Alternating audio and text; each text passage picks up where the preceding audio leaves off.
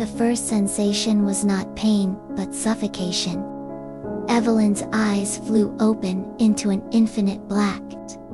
Her lungs clawed for air, though no air answered.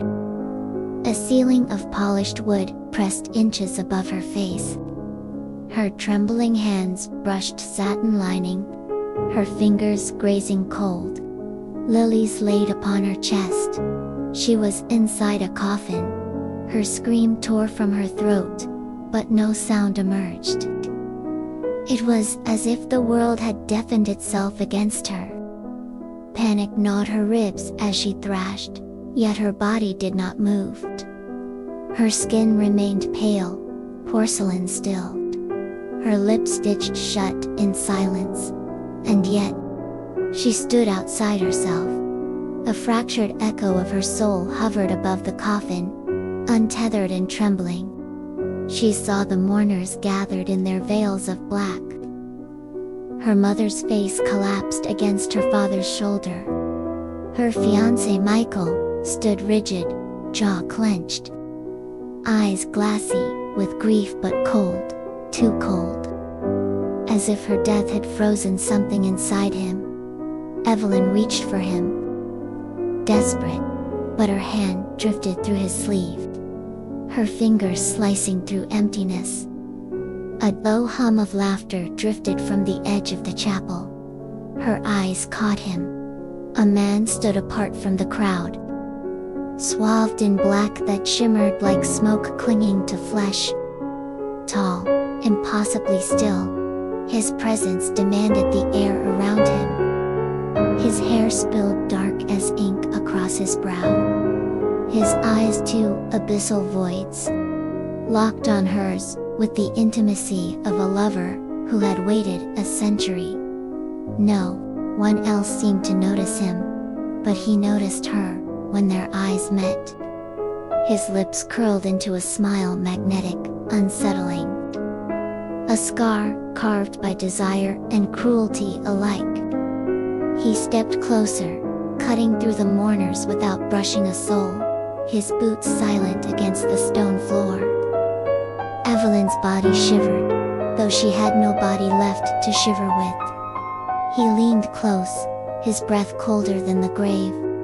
And in a voice softer than silk, sharper than a knife, he whispered finally, "You're mine." The words clung to Evelyn like frost on bone. She stumbled back, though her feet made no sound against the chapel floor. Though no one turned, though no one saw her retreat. The stranger's gaze pierced her, a claim. A chain, invisible, yet unbreakable. And then darkness folded over her eyes, for a heartbeat. She was elsewhere. A garden, drenched in sunlight. Roses bled red against immaculate marble walls. Evelyn sat on a white wrought-iron bench, her pale hands resting on the pages of an unread book. Beside her, Michael, perfect suit, perfect smile, perfect fiancés, hope of futures paved in wealth and respectability. She nodded. She always nodded. Her parents watched from the veranda, proud, satisfied. Evelyn was the dutiful daughter, the porcelain doll, the girl who belonged to everyone but herself.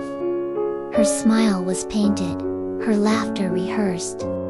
And yet inside her chest, a cavern grew, an aching emptiness, an echo that whispered, "Is this all there is?" That echo now had a name. The vision shattered. She was back in the chapel, hovering between lilies and shadows. Mourners wept. Michael stood over her coffin, face carved in grief, yet Evelyn swore his eyes looked distant as though he were relieved.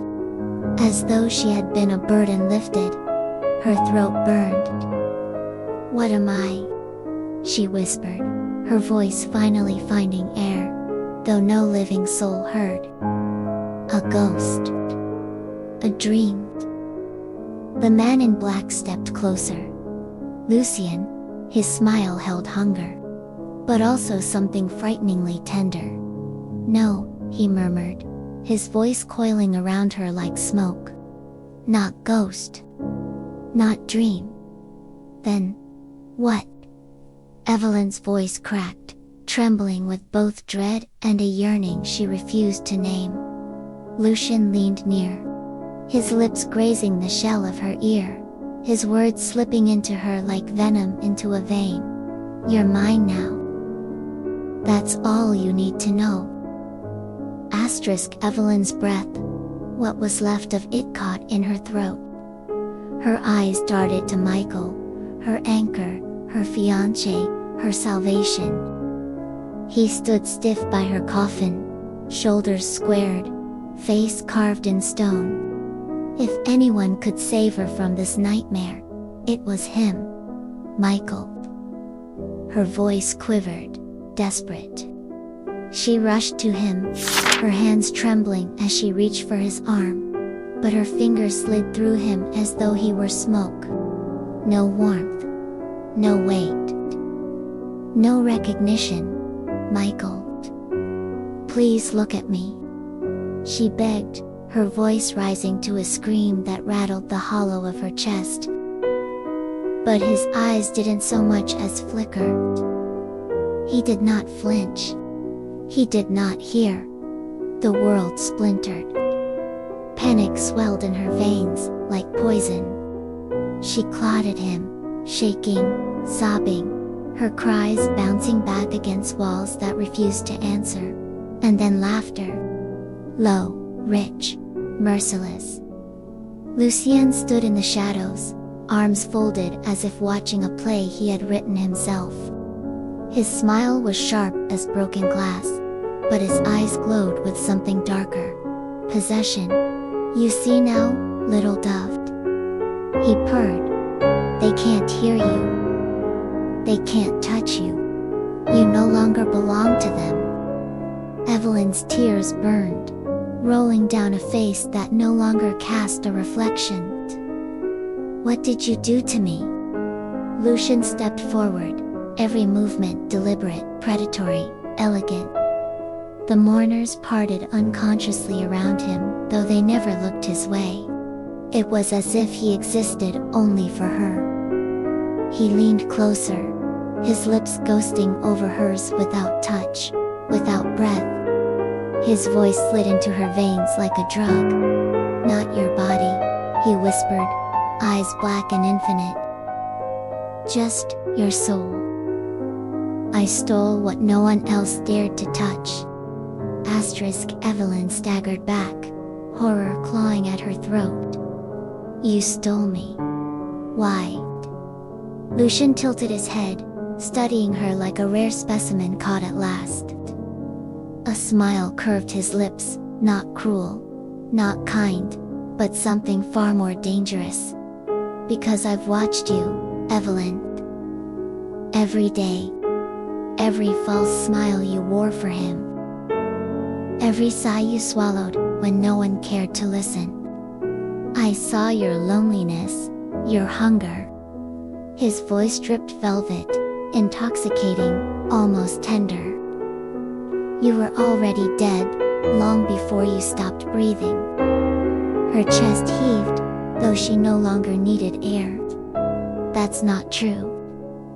Oh, but it is, Lucian murmured.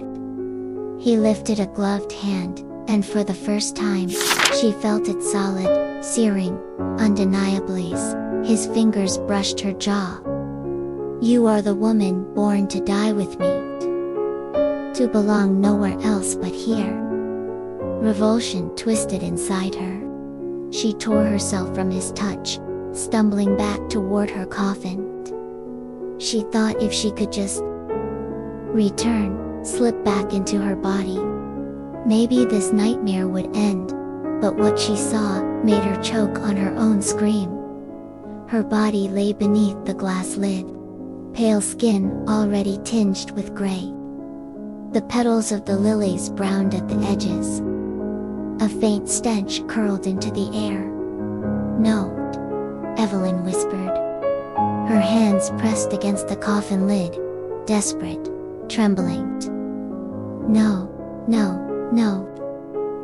Lucian's laugh was soft, almost pitying. Do you see? The further you stray from me, the faster you rot. Time is devouring you. Soon, you will be nothing but ash and memory. Her mind reeled, her soul splintering. Then, I'll fight. I'll find a way back. He stepped closer, shadow wrapping her like chains.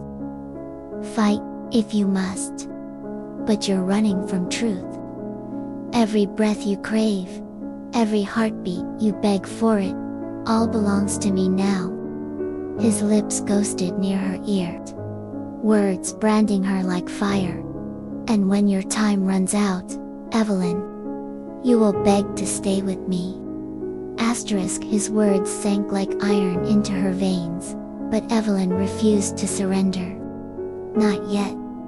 Somewhere in the hollow of her fading memory, fragments stirred stories whispered by her grandmother of rites older than the church, older than graves. Rituals said to call the soul back into its vessel. If the body was not yet beyond saving, clutching at hope, Evelyn fled the chapel. Her form drifted through stone and shadow until she found herself in the crypt beneath, where candles guttered, though no flame had been lit. Her trembling hands found the carvings etched into the wall, a circle, symbols of bone and ash. Words that clawed at the tongue. She traced them, whispering. The air thickened, vibrating with something ancient, something hungry. Her body in the coffin stirred. A twitch in a finger, a flutter in the chest. She felt the pull, her soul tugged back toward the shell she once called home. No, Lucien's voice slithered through the crypt like smoke. He appeared from the shadows, his gaze blazing with fury and desire. Do not waste yourself on that corpse. That world was never yours. I belong there, Evelyn gasped, clutching the ritual tighter, the pull stronger. Her vision blurred with light, her heartbeat beginning to echo. Lucien moved closer, his hand brushing her hair, his tone soft as poison. You belong with me. Do you not feel it? My world is more real than the life you lived. Love eternal. Pleasure unbroken. A devotion that consumes. The ritual dragged her down, tethering her soul back to her body. She saw herself lying in the coffin, lips parting, eyes trembling beneath lids that threatened to open. For a breath, she was almost alive again. And then his voice struck like a dagger. Michael never loved you. Her pulse faltered. But I do. The world shattered. Her soul quivered, caught between two realms, two truths, two lies. Her lips froze before they could draw breath. Her eyes so close to opening sealed once more. Evelyn collapsed in the liminal dark, trembling, broken by doubt. Yet, through the crack of uncertainty, Evelyn reached out once more. Michael, his name was a flame that refused to die in her chest. She clawed toward it, her soul lurching through the veil. Her form shimmered into the chapel above, fragile as smoke. Michael knelt at her coffin, his hands clutching the wood, his lips moving in prayer. His face was pale, gaunt with grief. And then his eyes flickered upward, widening. For a single breathless instant, he saw her. Evelyn. His whisper cracked, as though the weight of her name split him in half. His hand reached toward the air, brushing the outline of her spirit. His eyes shone with recognition, with longing like the man she had once loved. Hope ignited in her chest. She leaned closer, desperate, trembling, whispering, "It's me, Michael. I'm here." But his face twisted. Fear drowned the light in his gaze. He recoiled, his lips pressing into frantic prayer. No, no, merciful God, send this spirit away. Let her rest. Let her go. The words struck like knives. Evelyn staggered back, her voice breaking into nothingness. Her hand stretched toward him, but it passed through his as though she were air. His tears fell, not for her presence, but for her absence. For the ghost he begged to vanish. Her soul cracked. The love she had clung to, the anchor that tethered her to life, had rejected her. He did not want her near. He wanted her gone. And then, from behind, a hand brushed her shoulder. Warm, solid, terrifying in its reality. Lucien, he was no shadow now, but flesh woven of night, lips curving with a softness that chilled her blood. He murmured, his voice dripping with a lover's tenderness. He cannot see you as you are. He does not want you. But I do. His hand slid down her arm, his touch sinking deeper than air should allow. Too real. Too intimate. Too inevitable. Let him pray, Lucien whispered, eyes burning as he drew her closer. Let him forget. He was never meant to keep you. You were always mine. Evelyn's chest hollowed with grief, so heavy it drowned her. Yet, even in her despair, she did not pull away. Not yet. Lucien's hand lingered, guiding her through the shadows like a groom leading his bride into the threshold of a home that wasn't hers. The chapel melted away, dissolving into a place that smelled of dust and centuries and endless corridor lit only by candle flames that never wavered. Evelyn's breath caught. The walls were not stone, nor wood. They were frames. Portraits row upon row of women, each captured in strokes of oil and shadow. Eyes wide, lips trembling, their beauty frozen in the eternal silence of canvas. She stepped closer. The faces were hauntingly familiar. Women of every age, adorned in gowns that belonged to eras long vanished. Their gazes followed her, pleading without words. Her stomach twisted. Who are they? Lucien's smile was soft, but his voice carried the edge of obsession. Once, they were what you are now. My companions. My beloveds. But they were fleeting sparks in the dark.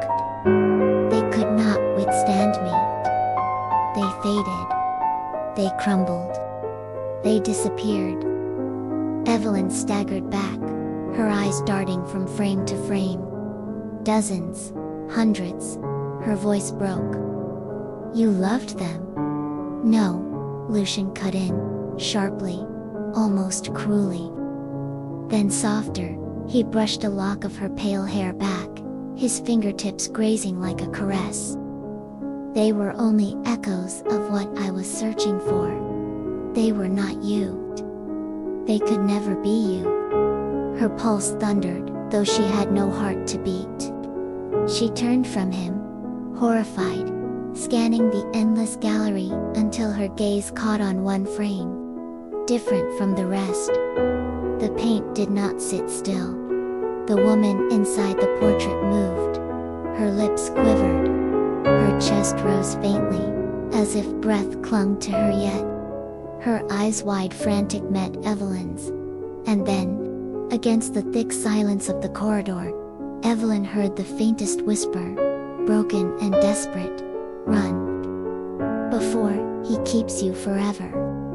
Lucien's arms snaked around Evelyn's waist, pulling her flush against him before she could stumble back.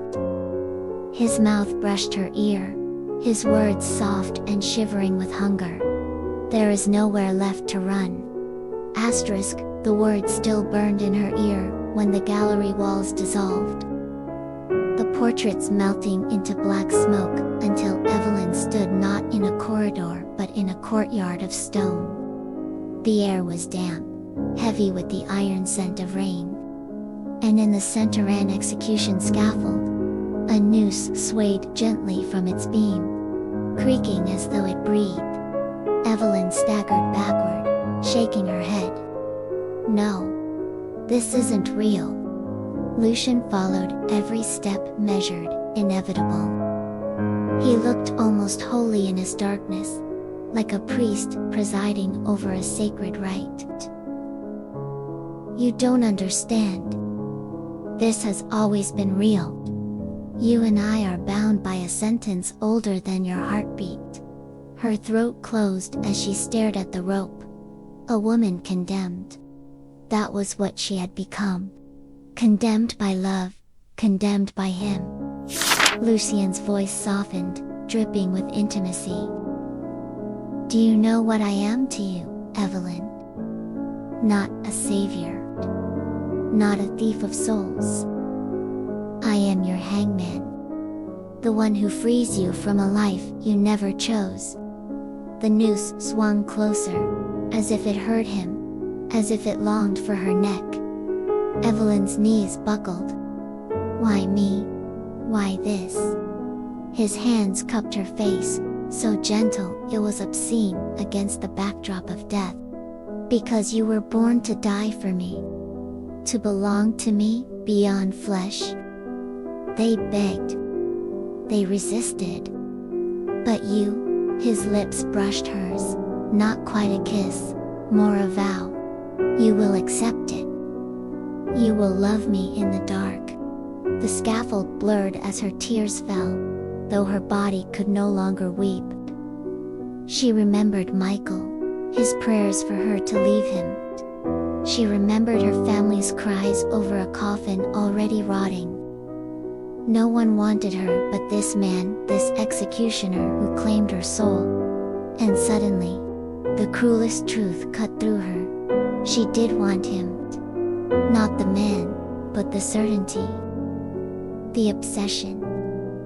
The promise of never being abandoned again. On the day of your hanging, Lucian whispered, his fingers grazing her throat, where the rope would soon rest. I will stop the rope. I will steal you back into me. You will never feel the break of bone. Evelyn trembled, caught between terror and a dizzying pull that felt like desire. But the whisper of this living portrait echoed in her head. Run, before he keeps you forever. Her gaze lifted to the noose, swaying like a lover's invitation. And in that sick, impossible moment, Evelyn understood, perhaps the only way to truly escape him was not to live, not to run, but to die. The noose creaked, waiting, and she stepped closer.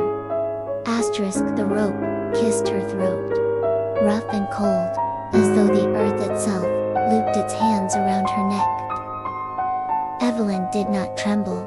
Her fear had calcified into something sharper, something that looked too much like resolve. Lucian's smile was radiant, the kind of smile that belonged to men who had already won. He raised a hand, as if to bless the union. Yes, my bride. Come to me. We will begin where death ends. But Evelyn's eyes, once drowning in despair, now glimmered with something he had not expected: defiance.